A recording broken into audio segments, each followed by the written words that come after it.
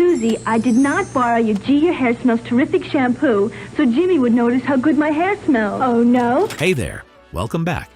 Now let's be honest, if you were a teenage girl in the 1970s, you didn't just wash your hair, you made an entrance with it, and nothing turned heads faster than the one shampoo that basically walked into the room 3 seconds before you did.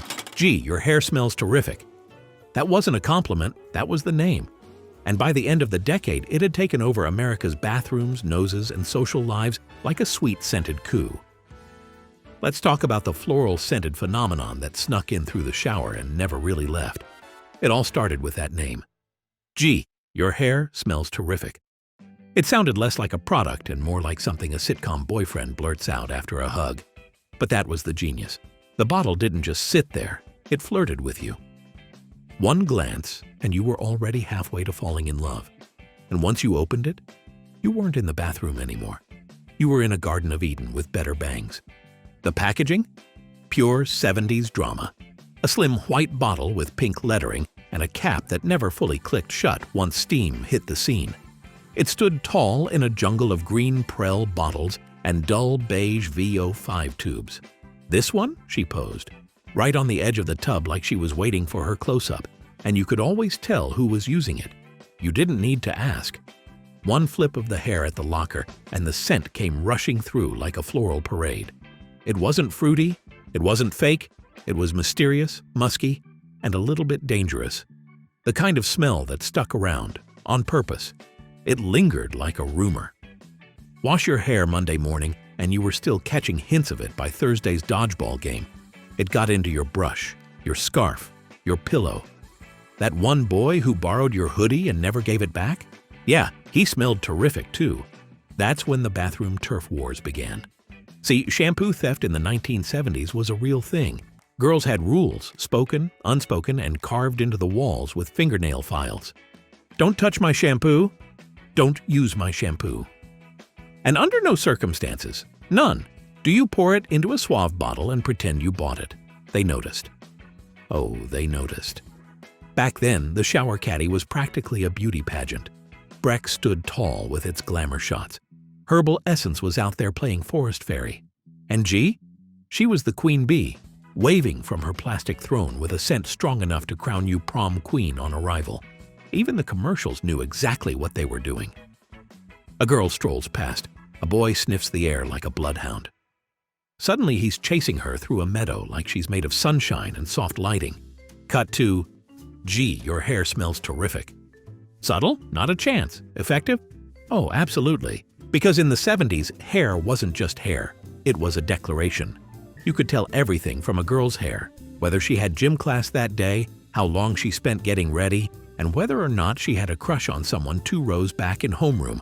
Shampoo wasn't hygiene, it was identity. And that scent? That was your signature. There was etiquette, too.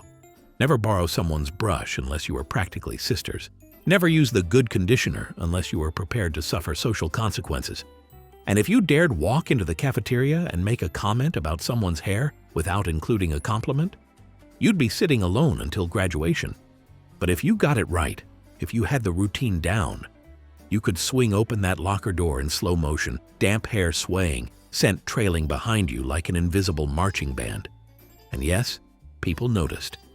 Speaking of noticing, if you've watched a few of these videos and haven't subscribed yet, what are you waiting for? It's free, it helps keep the nostalgia flowing, and it lets me keep digging up gems like this one. And if this is your first time here, take it for a spin. But if you're already nodding and thinking, oh yeah, I definitely had that, then hit that button. You'll be glad you did. Oh, and we're on Facebook too. It's where the memories keep going long after the video ends. Come hang out.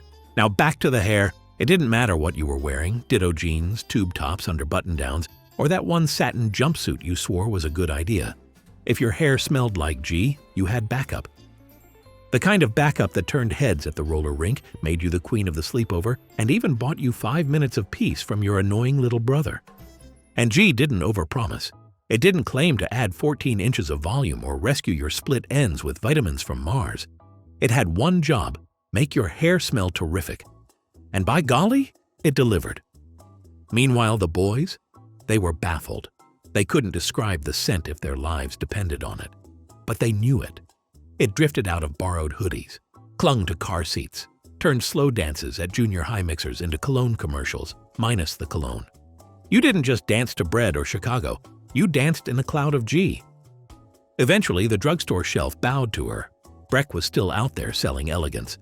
Prell bounced along, Clairol added vitamins. But G? She didn't budge. She didn't need to. That bottle was a status symbol. Even the moms came around. At first, they rolled their eyes. You want me to spend what on shampoo? But by week 2, guess who was mysteriously borrowing it?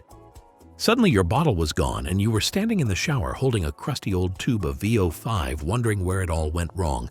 And then, poof, gone. No warning, no slow fade out. One day, she was everywhere. The next, off the shelves. Like a government experiment that got a little too successful. Teenage girls were left reeling, sniffing aisle 5, grasping at rumors. I heard you can still get it in California. My cousin's neighbor's hairdresser found a bottle in Tulsa. Tall tales, false hope, all chasing that phantom fragrance. Switching shampoos in 1979 was no joke. Everything else smelled wrong. Herbal Essence was too green, Agree was too clinical. Flex? Don't even get me started. And lemon-scented anything? That was Pine Sol, not a personality.